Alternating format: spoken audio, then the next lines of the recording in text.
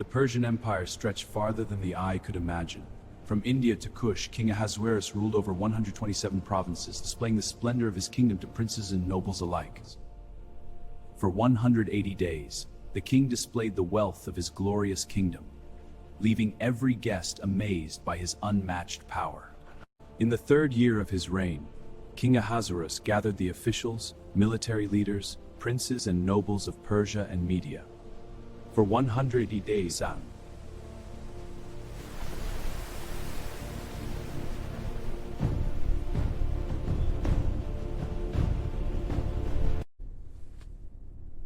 According to law, what must be done to Queen Vashti because she has not obeyed the command delivered by the eunuchs?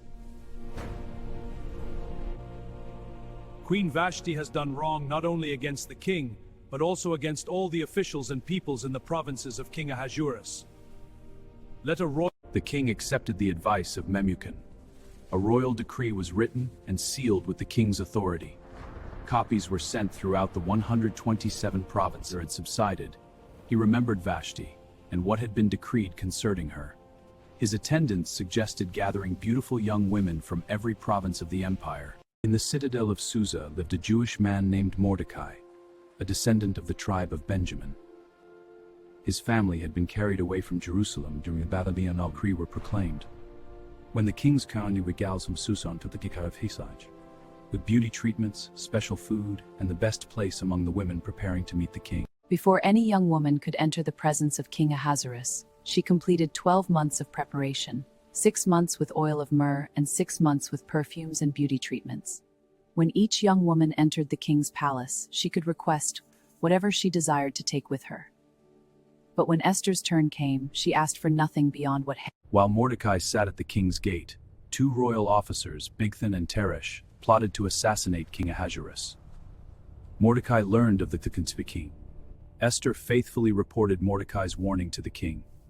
After a careful investigation, the conspiracy was confirmed.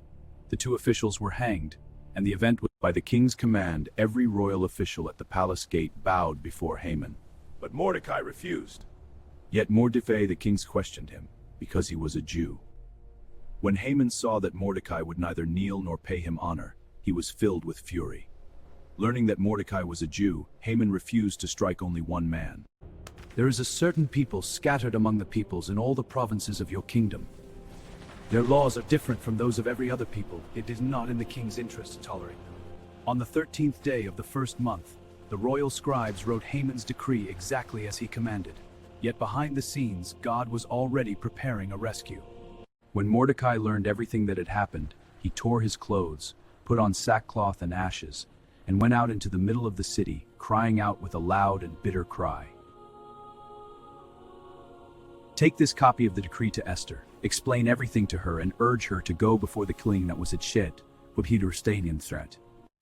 All the king's servants know that anyone who enters the king's inner court You will not be called to the rice punch you in place. If you will not when the come to the king for 30 days, you go, gather all the Jews who are in Susa, and fast for me. Do not eat or drink for 3 days, night or day. Esther's fear gave way to faith, and fast for me. Do now all attendants will fast as you do. She struck me one of the declarations of courage,